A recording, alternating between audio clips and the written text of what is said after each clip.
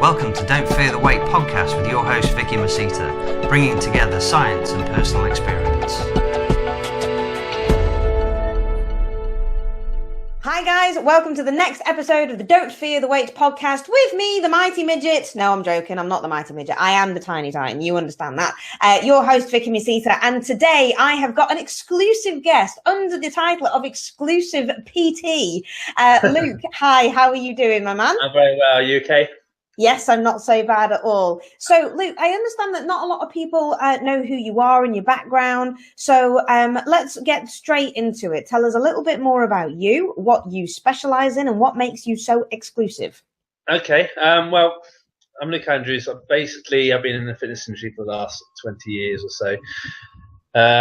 Basically started my life as a professional rugby player, sort of late teens and early 20s. Unfortunately, injury took hold, and then I sort of started to get into sort of powerlifting. Being a relatively big guy anyway, that sort of a natural route for me. I always enjoyed the weights doing the strength training and the rugby. Competing nationally as the BDFPA and qualified for the GBPF as well. But bit of an excuse, but the injuries held me back a little bit.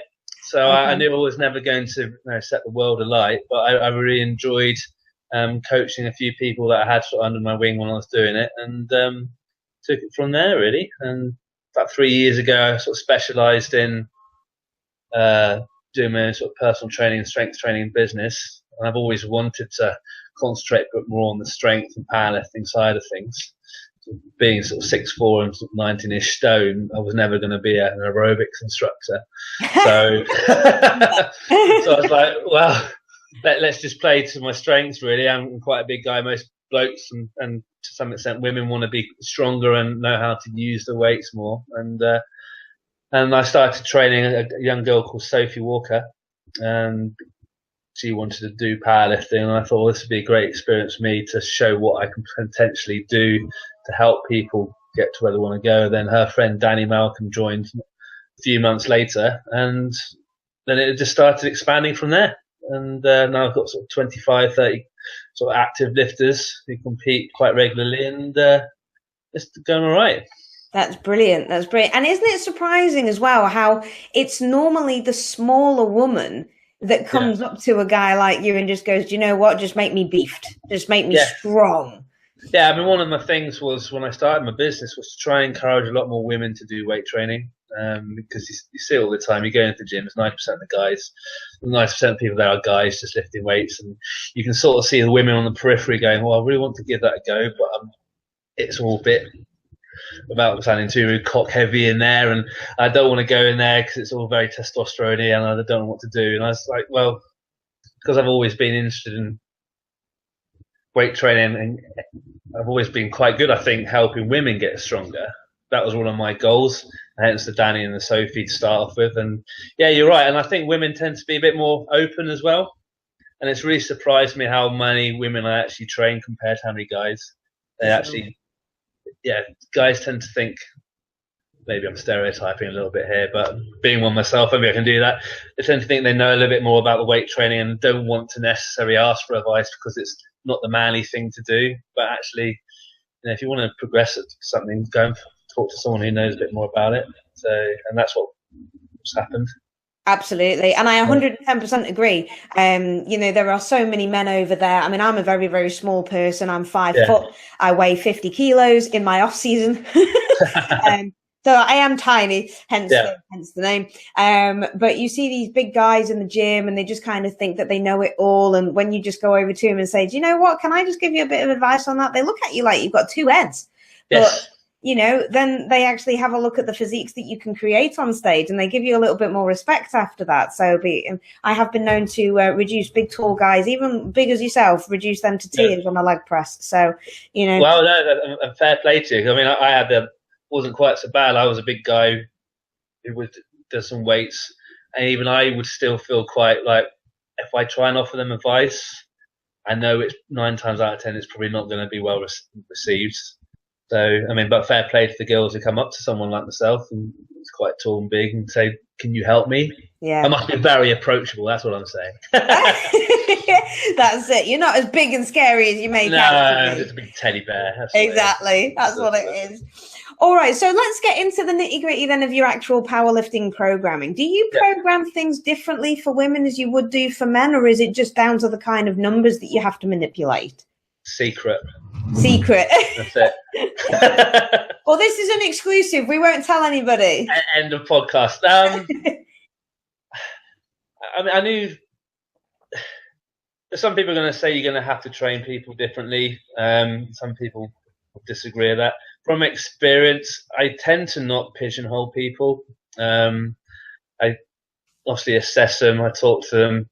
I look at their needs. I look at their time underneath the bar, their age, the past medical history, all that stuff. And I think you then have to take into account that into your programming, and that's pretty obvious. But a lot of people tend to just cookie cutter, and just go, okay, well, you're a beginner. There's your beginner's program. There's your intermediate, and you can't really do that too much with an advanced programmee because they're very, very specific. But I think if you actually start off saying, okay, you're a beginner, you're a 42-year-old lady, you've had 2 years underneath the bar, but your technique is horrendous. Yeah.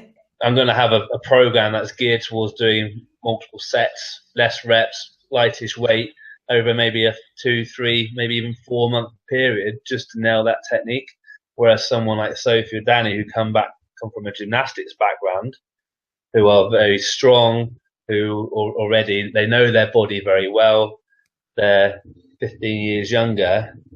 Even though they're women, their program is going to be very different to that 42-year-old lady. And I think you have to really, too many people tend to be too general with their programs. I think you have to be quite specific. So even though it's not necessarily the answer that you want, it's very hard for me to say what I do as a whole. Yeah. But if I was pressed, I'd probably say that daily undulating periodization is a big thing that I use, and I find that's quite helpful. Okay, so explain a little bit more about DUP then in terms of powerlifting, because I talk a lot about DUP for bodybuilders, but not very much so for powerlifters. Now, powerlifters, we just assume that they bench, they squat, and they deadlift, right? Yeah. So they should be. yeah, absolutely. But there's a whole other realm to that, isn't it? There's variations. You've got accessories to do. There is almost like you said, an undulating plan to it. So talk us through a little bit through your mentality. Do you do like one heavy training day and then the rest kind of lightish? Again, if I focus on a similar program that I'm sort of doing with a few people, not all, but it will give you a rough idea. Say someone's had a squat weakness. Okay, so I've got a couple of ladies at the moment who really need to develop their squat, for confidence at the start of the competition, but just for all-round strength anyway. So I might say to them, okay, we're gonna squat 3 times a week this cycle, and therefore you can't literally have someone squat 90% of their max 3 times a week. Sure. And you can't have someone do 90% for multiple sets and reps each week on that day. It's just going to fry their CNS. They're going to get a little bit stale with it as well. The protocol's not necessarily going to help develop strength in the long run. But you want to try and practice that movement. I think that's one of the key things about getting stronger is getting your body using that bar in a specific way over a specific time in a specific format, time and time and time again. So going back to the 3 squat sessions, one may be relatively heavy, but depending where they are in the cycle, so it might be sort of between 80 to 87.5% for 4 or 5 sets between 4 and 6 reps. Yeah. This is just an example.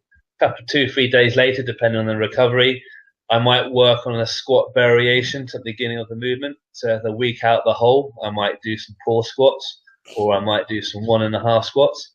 So the actual weight from their back is less, but the volume's relatively high if they're doing sort of 1.5s. They're still got a bit of time under the bar, and they're still maybe doing sort of multiple sets and reps. And the other one might be a completely different sort of recovery day or speed day, maybe 8 sets of 2 onto the box, or maybe using a bit of light bands. Again, just to keep that position ticking over and getting more volume. more volume in, but without stressing the CNS. And then once you've got those 3 days, then it's a case of manipulating those weights each week on those days as well. Right. Does that make sense? Yeah, very much so. Yeah. So would you actually tell your girls as well, and blokes, exactly what weight to lift on those specific days as well? To an extent, yeah. Because a lot of people I see are online, and a lot of guys and girls train 4 to 5 times a week. Sure. So I won't be seeing them because I don't necessarily work as a proper powerlifting club per se, where everyone comes together at Monday, Wednesday, Friday between 6 and 8, and there's 20 people there. I tend to work more exclusively. No, I'm joking. But but I tend to do sort of one-on-one, or maybe have 2 or 3 guys there at a time, so it can be a bit more specific, and I can actually work with them a lot better.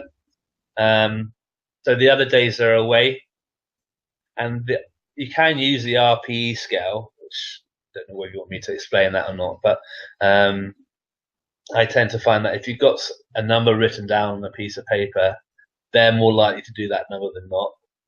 Does that make sense? And I think as part of the actual specificity of the program, being a good coach, you should 9 times out of 10 know what weight they can hit for how many reps, depending whether you're overreaching or whether you're ticking over or whether you're practicing technique. There shouldn't be too much wiggle room. And I think it's key as well that you use that for beginners and intermediates. The advanced levels, when they know their body a lot better, and you can say, right, do 6 sets of 3 at RP 9, they might go, okay, I sort of know that 3 reps is going to roughly equal, say, 250 kilos. I'll aim for that, or I might then just drop it a little bit to keep that RP towards the end of the last 2 or 3 sets. But beginners and intermediates won't understand that. So I think it's quite key to make sure that you have a relatively structured plan in place. Yeah, sometimes you might get it wrong. Sometimes I've had people come back to me and said, oh, I put 5 kilos on the bar because I felt it a little bit easier today. Great. Happy days. It's going in the right direction. I'm not going to be completely dictatorial in that program, but as long as it's being followed sort of 90-95% of the time, then we both know where it's going. That makes sense. Yeah, absolutely. And I love the idea that you can say that you'll do squats and then you'll do 1.5 squats, which are a bitch, by the way, if anybody has not done those. But do you also use things like overloads as well to get used to the weight on the bar, like heavy walkouts or overload squats? Rarely. That's interesting. You see, that's been like a big thing recently being talked about, having overloads and that kind of thing for heavy walkouts. So why aren't you a regular fan of them? Again, it comes down to the type of lifter who I train.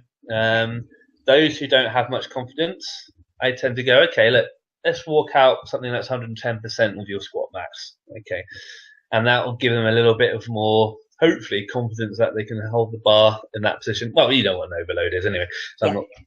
But a lot of times I find that they'll get good at walking out, or they get good at some high block pulls, for example, or some 4 or 5 inch bench, and then you get them back to doing, a proper squat, a proper bench, a proper deadlift, and all of a sudden they're miles away from that number again, and it's just like, oh, yeah. But I'm not saying don't do it, but I would say use it carefully with some individuals.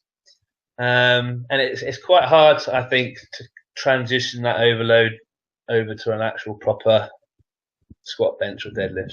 Sure. Again, other people might disagree, but it does have its place, like most training protocols. But I don't tend to use it that much. I like to PAP. I like to, post-activation potentiation. I go to a sort of heavier single before the main workout, but that single will tend to be very specific to the lift that they want to get better at in the first place. Right. Okay. So, for example, Danny's program, actually, funny enough, she might do a heavy PAP rep, and she might walk out something a little bit heavier, because obviously she's quite light, she's cutting down, so I need her to still be able to feel a really heavy weight, and then she'll do the reps, but actually out of all my lifters, she's probably the only one doing it. But she's strong enough to handle that at this point. Does that make sense? Definitely. Yeah. She is freakishly strong as well, isn't she? For her size, she's like 4'11", 49 kilos. And I think her record bench was it 70, 72 and a half? 71. 71. She went for 73 and a half, just because we had a total in mind at that British competition. She didn't quite get it, but she's done 72 now in the gym, 72 and a half. Excellent. So, yeah, it's all going in the right direction there. Good. She's strong. Yeah, insane lifts. Yeah. And I love it when small girls are strong as well, because again, you walk into the gym and you don't look all of that. You're not muscly, you're not big. No. And then all of a sudden you're squatting more than the guys, and it's like, Yeah, no, 100% agree. Yeah, absolutely love that. Yeah. All right, so let's talk about some of the overreaching phases that you like to do. So most powerlifters, and I am going to just use a generalization so you can just slam it down, because we like myth busting on Don't Fear the Weight. Most powerlifters program themselves so they have a full overreaching week before their meet, and then they don't train at all in the week of the meet to let themselves recover and get stronger in recovery and that kind of thing. So what are your thoughts on the overreaching process? It's necessary. Okay. When I started coaching, I was under the impression, my thoughts were initially was, if you can do 2 on 100, when it gets to comp time, you can do 107 or 110. So you don't do that now, wait for comp. But as I sort of got more experience and gathered a little bit more knowledge over time, and obviously done a lot of programs, what I found is a lot of the time people perform better if they've almost maxed out or even maxed out 2 weeks before. Okay. Because a lot of the sport, especially powerlifting, is all about confidence.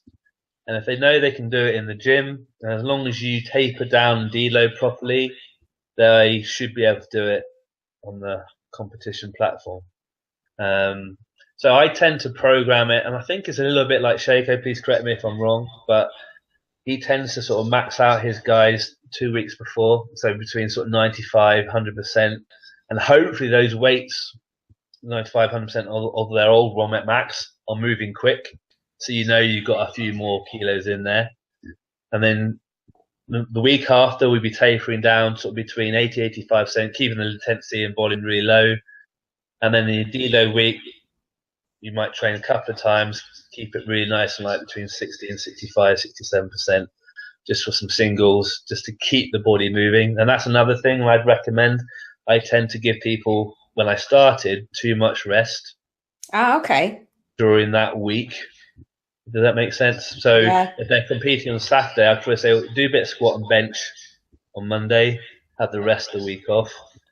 But what I did notice that people were quite stale and a little bit. You know how you work all day for months and months, and then you have a holiday for a week, and then at the end of the week you're just like, really slow and fatigued. Well, that's what I was finding with the powerlifters as well. I did a little bit of research, and boxers, they box and martial arts, they do stuff day or the 2 days before. If it's just a light, but they're still keeping moving, it's not affecting their recovery or fatigue levels. So I try and tailor in, and again, it depends on the size and recovery and the strength of the individual. But for the girls, I tend to do sort of Monday, Tuesday, Thursday. Yeah. They might do a bit of squat and deadlift on Monday, bench on Tuesday, a bit of squat and bench on the Thursday, have the Friday off, and then into it. So they're still keeping that movement pattern. Yeah. So that's how I do it. You can do some neurological adaptations as well very, very quickly, can't you? So like you were saying about the bar path and about the movement patterns that you get, you can lose it very quickly. Yes. Yeah, 100% agreed. And it's like everything. If you want to get good at it, you need to practice it, and you need to keep practicing it, keep practicing it, keep practicing it. And if you take a week off from it or 2 weeks off, unless you're a highly advanced individual that can do it blindfolded in a darkened room and still nail that technique perfectly, you're going to need to keep at it to some extent. No one ever does a perfect rep. So it's just making sure that you're trying to maintain that high level of technical excellence. And that's one of the things I really try and work on. is making sure those athletes are lifting as best as they can for their body type and their ability. Yeah. Technically, it's not all about just muscling up on the day. That's it, isn't it? And you have to do things that's according to your actual muscle and your actual frame as well, your skeletal frame, isn't it? Yeah. I take it for yourself, you found it hard to squat and possibly deadlift because of how tall you are? Yeah. Having come from a rugby background, I found deadlift quite not easy, but I was actually quite au fait with it. I've been in a scrummaging position all the time, and that hips roughly sort of there, and I had quite a good, strong posterior chain, so I picked that up quite naturally. Honestly, half squats I was brilliant at. Yeah. Squats, yeah. Yeah. Anything lower. I remember going to my first powerlifting gym, actually, when I was like 25, 26. I used to train with guys called Monica and Porter and John Porter. I don't know if you've heard of him or not. I've heard of John Porter, yeah, definitely. Yeah, no, Monica, his wife, I mean, super strong lady, super nice lady. And she's one of the people I really started to learn from. And I remember going there thinking, oh, I've got a 280 squat, blah, blah, blah. I'm pretty sure I'd be good at this sport. But no, I remember she cut me down 100 kilos just because I just... Yeah, it was a big pill to pride to swallow. Just going, oh dear, I'm not as good as I thought I was. Because when you're so used to just doing this, you actually just need to get in. Those few degrees of angle can make such a difference. And being 6'4", I was like, oh my god. Yeah, it's like your squat never ends, isn't it? Yeah, that's it. Yeah. That's 100%. And yeah, you be strong there to there, brilliantly. And then this is where it comes back to my overreaching sort of thing. If you're strong there and walking out and you're doing your pin squats, again, they do have their place, because I've done that with guys like Owen, and I've done that with Danny and stuff like that. Brilliant. But yeah, but it's just making sure you're trying to strengthen one bit, but you're not neglecting the other. And I think that's part of the art of programming, is maintaining that whilst getting that strong, and then get that strong, maintain that, get that strong, maintain that, and it's building up a ladder, so to speak, rather than just always seesawing up and down, going, oh, you're great at those partial squats now, but now I'm going to have to do loads of box squats because we've completely forgotten that out of the whole power. Yeah, absolutely. Yeah. Absolutely. And what about variation then? So let's have a chat about variation. I love that face. It's like, so would you do variations on your deadlifts, and you do like your deficit, you do from your blocks, you do trap bars, or are you just going to say, right, let's go daily undulating periodization on a conventional dead? It depends. Yeah. If they were a beginner, I would probably seriously advise against variation, at least for the first 6 months. Get them nailed into the lift that you want them to do well at. And once that technical ability is reasonably good, and that technically they're going, okay, it's only a bit of minor tweaking here and there, then I believe that you can then start seeing where they're weak at properly. Yeah.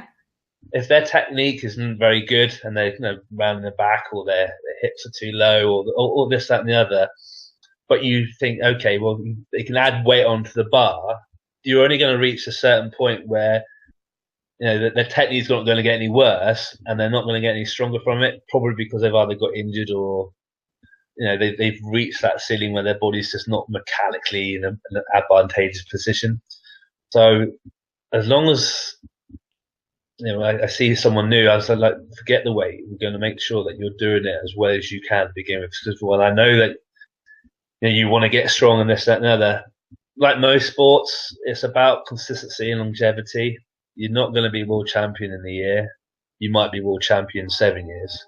Yeah. So you've got to make sure that you train consistently for those 7 years to make sure that you're going to hit the top of your tree.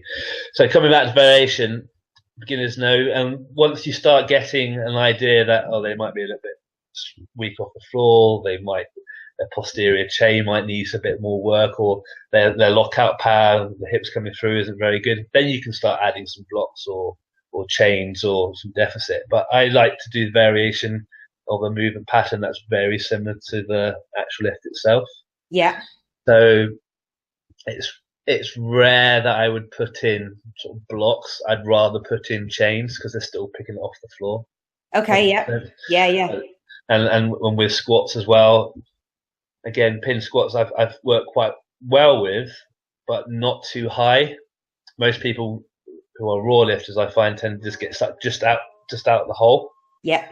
So because they get a bit of spring from their hamstrings, from their hip tension, but then when their quads really start taking over to try and drive them up, so that's where I'd probably put the pins.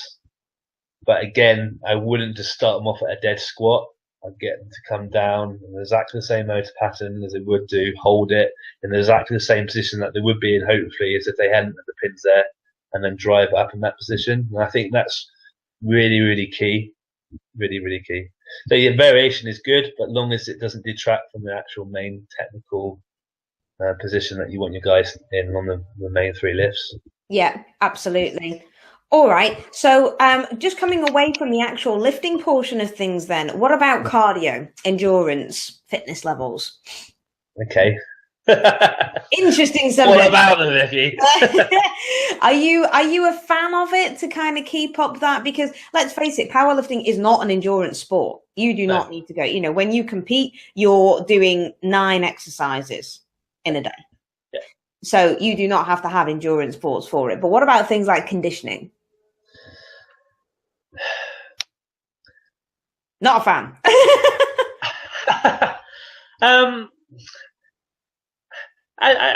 It has its place, but I think if you're going to be struggling to do 9 lifts over an average of 6 to 7 hours, then yes, conditioning needs to be looked at big time. Hopefully, most people I do see tend to have a rough level of conditioning, a semi-good baseline, because they've usually come from other sports like rugby, gymnastics, like Carla, bodybuilding, who's done a lot of weight, a lot of intensity training. So their baseline sort of conditioning is quite good. But the way I look at it, I try and make it more specific. So if they're struggling with the deadlifts at the end, which tends to be the big thing, then I usually program my deadlifts after squats. Okay. It's very rare that someone will just have a deadlift day. Does that make sense? Because if you can squat squat 240, 250, 260 in a session, and then have 10 minutes off, and then do your deadlift work, and you can hit 250, 260, say 280 for that top bit. You know that you can hit 280, hopefully, if you've tapered right on that competition. If you've come in fresh and that you just hit 280, you don't know whether you can hit 280 after the squats and then the bench. But if you can do it after your squats, you're more likely to be able to do it off the bench. So I very rarely program just a deadlift day. I will try and fit in, hence the squatting 2 to 3 times a week. Sure. Squat movement beforehand, because that's specific to the sport.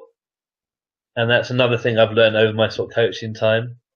Again, there are caveats to that. If someone's deadlift is really pants, there's no point pre-fatiguing them, because you're not going to really get the best out of their deadlift position. They're going to be a bit tired when they think about the deadlift. So again, you need to be more specific, and that's usually at beginner level. But yeah, so that's how I would condition them, to be honest. But yeah, but if they need a little bit more, they need to drop some body fat, or they need just general health, then I'm not adverse to saying you need to do 2 to 3 times a week, 20 minutes on that cross trainer. Yeah. Because you look like you're about to explode. Yeah. And you shouldn't be puffing so much after a single. So, yeah, again, I think that's a coach's duty just on the health of that person, just to say you do need to look at, I know strength is your main goal, but at the end of the day, if you're not healthy, that's more important than anything else. You can't squat when you're dead, can you? That's it, absolutely. I mean, if you're not going to be healthy on the inside, then you're not going to be able to lift something up, something ridiculously heavy up 3 times a week. No, that's it. So yeah, I agree. You've got to take everything hand in hand. Yes. So, okay. And do you advise people on their nutritional protocols, or are you just their training coach? I'm just their training coach. Cool. Basically, short answer. I'm one of these people that believe that be really good at one thing rather than jack of all trades. I know there's guys who can coach and do nutrition, but my passion is the coaching, and I get people like you, and there's another lady who I work with who's done a few other people I train, because they're the nutritional people. Sure. And if someone's got an injury, I send them to a physio. I don't massage them myself or assess it. So that does look a bit tight off. Go and see Dick Foley, the physio I work with.